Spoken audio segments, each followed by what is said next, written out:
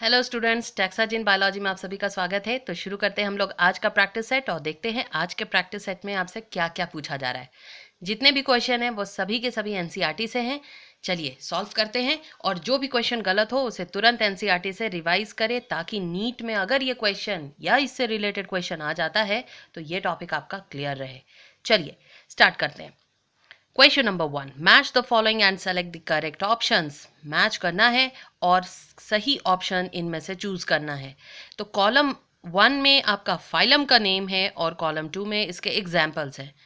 Column 1 में कौन कौन से फाइलम है जरा हम लोग देख ले। पहला है आर्थ्रोपोडा, दूसरा है पॉरीफेरा, तीसरा है एस्केहेलमेंथिस और चौथा है सिलेंट्रेटा, पांचवा है मोलस्का। इसके एग्जाम्पल्स अगर हम लोग देखते हैं तो पहला एग्जाम्पल है एप्लाइसिया, दूसरा है एनकाइलोस्टोमा, तीसरा है लाइम्यूलस, चौथा है गॉर्गोनिया और पांचवा है साइकन। तो जल्दी से बताइए और इसको मैच करके देखिए कि आपके क्या आंसर आ रहे हैं। ऑप्शंस यहाँ पर हम लोग देखते हैं कि ऑप्शन 1 का 2 बताया जा रहा है यानी आर्थ्रोपोडा का नंबर 2 एनकाइलोस्टोमा, 2 का 5 बताया जा रहा है यानी पॉरीफेरा का साइकन, 3 का 1 बताया जा रहा है एस्केहेलमेंथिस का एप्लाइसिया, 4 का 4 बताया जा रहा है दैट इज सिलेंट्रेटा का गोर्गोनिया और 5 का थर्ड बताया जा रहा है दैट इज लाइम्यूलस, मोलस्का का लाइम्यूलस। दूसरा ऑप्शन भी हम लोग चेक कर ले। दूसरे ऑप्शन में क्या है, 1 का 4 यानी आर्थ्रोपोडा का गोर्गोनिया, 2 का 5 पॉरीफेरा का साइकन, 3 का 3 एस्केहेलमेंथिस का लाइम्यूलस, 4 का 2 सिलेंट्रेटा का एनकाइलोस्टोमा और 5 का 1 यानी कि मोलस्का का एप्लाइसिया। थर्ड भी चेक कर ले हम लोग। थर्ड ऑप्शन में क्या बताया जा रहा है, 1 का 3 आर्थ्रोपोडा का लाइम्यूलस, 2 का 5 पॉरीफेरा का साइकन, 3 का 2 एस्केहेलमेंथिस का एनकाइलोस्टोमा, 4 का 4 यानी सिलेंट्रेटा का गोर्गोनिया और 5 का 1 मोलस्का का एप्लाइसिया। लास्ट ऑप्शन भी चेक कर ले। 1 का 1 आर्थ्रोपोडा एप्लाइसिया, 2 का 5 पॉरीफेरा का साइकन, 3 का 4 एस्केहेलमेंथिस का गोर्गोनिया, 4 का 3 सिलेंट्रेटा का लाइम्यूलस और 5 का 2 यानी कि मोलस्का का एनकाइलोस्टोमा। तो जल्दी से बताइए कि इसमें से आपको कौन सा सही आंसर लग रहा है। एक तरफ आपने देख लिया आर्थ्रोपोडा, पॉरीफेरा, एस्केहेलमेंथिस, सिलेंट्रेटा और मोलस्का फाइलम है और उसके एग्जाम्पल्स हैं एप्लाइसिया, एनकाइलोस्टोमा, लाइम्यूलस, गोर्गोनिया, साइकन। देखिए बच्चों, ये बहुत इंपॉर्टेंट है। एनिमल किंगडम से कम फाइलम और उसमें दिए हुए जितने भी एग्जाम्पल्स हैं और उनका कॉमन नेम, ये ज़रूर से ज़रूर आप लर्न रखें क्योंकि इससे हमेशा क्वेश्चन आते ही हैं, 1 से 2 क्वेश्चन आते हैं और इस तरह से ये आपके एग्जाम्पल्स क्लियर हो जाएंगे विथ फाइलम। चलिए तो इसका हम लोग अब आंसर देख लेते हैं क्या होना चाहिए। आर्थ्रोपोडा, आर्थ्रोपोडा आपको पता है कि इसके अंदर सारे इंसेक्ट्स आते हैं इस फाइलम के अंदर। तो आप जान रहे हो कि इसमें से कौन सा इंसेक्ट है, लाइम्यूलस, यस, जिसे हम लोग लिविंग फॉसिल भी कहते हैं। तो आर्थ्रोपोडा का होगा थर्ड। तो जरा देख लेते हैं 1 का 3 किस ऑप्शन में है। 1 का 3 सी ऑप्शन में है। आगे भी चेक कर लेते हैं पॉरीफेरा, पॉरीफेरा जिसका एग्जाम्पल होता है साइकन, ये तो हम लोगों ने कई बार पढ़ा है। पॉरीफेरा, साइकन, 3 ही एग्जाम्पल है इसके, यू स्पॉन्जिया एंड स्पॉन्जिला। तो एनसीईआरटी में सिर्फ 3 ही एग्जाम्पल दिए हैं, जरूर लर्न रखिए। एस्केहेलमेंथिस इसका होता है एनकाइलोस्टोमा जिसे हम लोग हुकवॉर्म भी कहते हैं, सिलेंट्रेटा, गोर्गोनिया जिसे सी फैन भी कहा जाता है, मोलस्का इसका होगा एप्लाइसिया जिसे सी हेयर भी कहते हैं। Must remember sea hare Aplysia. तो इस तरीके से आप देखेंगे कि option number C is the correct answer. Option C इसका सही जवाब होगा। चलिए नेक्स्ट हम लोग आ जाते हैं क्वेश्चन नंबर 2 और क्वेश्चन नंबर 2 में कुछ फिगर्स दिए हुए हैं A B C and D और आपको आइडेंटिफाई करना है टाइप ऑफ प्लेसेंटेशन। तो यहाँ पर ये 4 फिगर है A B C D and you have to identify the type of placentation. तो ज़रा ऑप्शंस चेक कर ले हम लोग। ऑप्शंस में क्या क्या बताया जा रहा है। ए को बताया जा रहा है एक्सिल, बी को बताया जा रहा है पैराइटल, सी को बताया जा रहा है फ्री सेंट्रल, डी को बताया जा रहा है सेंट्रल। बी ऑप्शन में देख ले, ए को बताया जा रहा है पैराइटल, बी को बताया जा रहा है एक्सिल, सी को बताया जा रहा है फ्री सेंट्रल, डी को बताया जा रहा है बेसल। नेक्स्ट हम लोग देख ले option C, A is axile, B is free central, C is basal, D is parietal. Option number D भी देख ले, A is parietal, B is free central, C is marginal and D is basal. तो जल्दी से बताइए कि इन चार options में से आपको कौन सा ऑप्शन सही लग रहा है। ये चार फिगर देखिए और बताइए टाइप्स ऑफ प्लेसेंटेशन, ये फिगर्स किस प्लेसेंटेशंस को रिप्रेजेंट कर रहा है। तो नो डाउट आप जान रहे हो कि जो डी है दैट रिप्रेजेंट बेसल, है ना, बेसल प्लेसेंटेशन को ये रिप्रेजेंट कर रहा है। और आप देख रहे हो कि ये सिर्फ दो ही ऑप्शन में है, that is option B and D, यानी ए और सी ऑटोमेटिकली रिजेक्ट हो गए।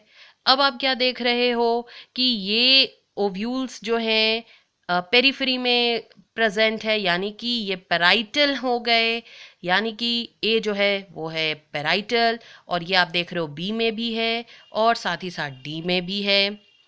दूसरा हम लोग क्या देख रहे हैं कि दिस इज, जिसमें आपको फॉल्स सेप्टम नज़र आ रहा है एंड बीच में ये ओव्यूल्स हैं, है ना।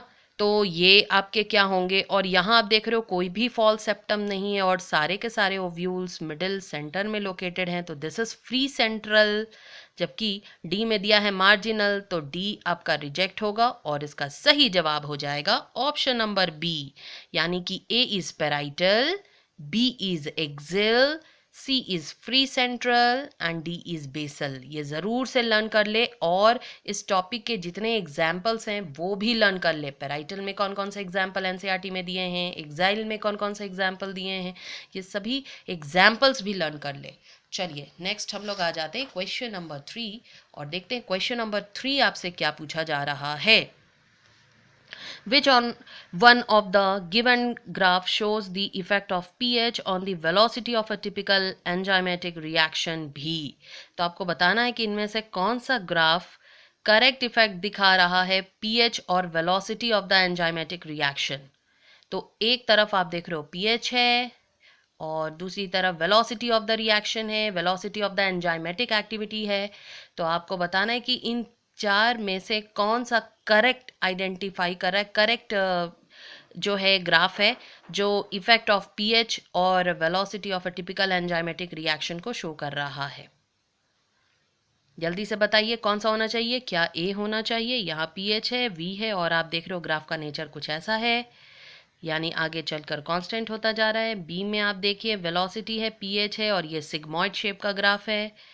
सी में देखिए इधर velocity of the enzymatic reaction है, इधर पीएच है और ये पैराबोलिक है। और आप डी में देख सकते हैं यहाँ पीएच है और वी है और ये ओरिजिन से स्टार्ट होकर कांस्टेंट बढ़ रहा है। तो जल्दी से बताइए कि इन चार में से कौन सा करेक्ट आंसर होगा। तो आप देखेंगे कि इसका जो सही जवाब है वो है option number C, yes, graph का नेचर होता है पैराबोलिक। तो आप क्या देखते हो कि जो वेलोसिटी होती है एंजाइमेटिक रिएक्शन की वो मैक्सिमम होती है at the optimum pH. Optimum pH जिसे हम लोग ऑप्टिमम पीएच कहते हैं, यहाँ पर ये ऑप्टिमम पीएच है। ऑप्टिमम पीएच से बिलो या ऑप्टिमम पीएच से अबव, आप दोनों कंडीशन में क्या देखते हो कि एंजाइमेटिक एक्टिविटीज़ क्या हो जाती है, डिक्रीज हो जाती है, उसकी velocity of the reaction decrease हो जाता है।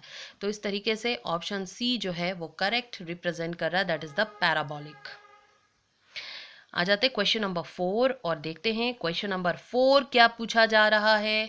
तो क्वेश्चन नंबर 4 आपसे बोला जा रहा है which of the following shows zwitterion. इनमें से कौन ज्वीटर आयन का फॉर्म है वो आप पहचानिए, कौन से ज्वीटर आयन है इन चार ऑप्शन में से। जरा यहाँ देखिए CHR COOH NH3+, CHR COO minus NH3+, CHR NH2 minus COO plus, CHR COO minus NH2 plus। जल्दी से बताइए कि इन चार ऑप्शन में से कौन करेक्ट ज्वीटर आयन को दिखा रहे हैं, रिप्रेजेंट कर रहे हैं। तो बच्चों इस क्वेश्चन का जो सही आंसर है वो है option number B, yes, CHrCOO minus NH3 plus. Deuter ions क्या है? तो Deuter ions are those ions that are electrically neutral overall but contain non-adjacent region of positive and negative charge. Okay, Deuter ions are also called dipolar ions, must remember. तो जो खुद होते हैं electrically neutral, मगर आप क्या देखते हो, contain non adjacent regions of positive and negative charges. चलिए लास्ट क्वेश्चन आ जाते हैं. Which one of the following statement is incorrect in relation to photo respiration? इनमें से कौन सा स्टेटमेंट इनकरेक्ट है in relation to photo respiration? Number A, it is a characteristic of C3 plant. The RUBP binds with oxygen to form one molecule of phosphoglycerate and phosphoglycolate. There is synthesis of ATP or NADPH. It occurs in daytime only. जल्दी से बताइए कि इनमें से कौन सा statement incorrect है in regarding to photo respiration. फिर से एक बार देख लेते हैं. Option A, it is a characteristic of C3 plants. Option B, the RUBP binds with oxygen to form one molecule of phosphoglycerate and phosphoglycolate. There is synthesis of ATP or NADPH. It occurs in daytime only. कौन सा होगा जल्दी से बताइए. तो आप देखेंगे इसका जो सही जवाब है वो है option number C. Yes, this is incorrect. There is no synthesis of ATP or NADPH in photorespiration. तो यहाँ पे हम लोगों का फिनिश होता है आज का प्रैक्टिस टेस्ट. जो भी मार्क्स आए मुझे ईमानदारी से कमेंट बॉक्स पे ज़रूर बताएं, और अगर कोई डाउट हो तो भी बताएं. और मिलते हैं हम लोग कल नए प्रैक्टिस सीरीज और टेस्ट के साथ विथ न्यू चैलेंजेस.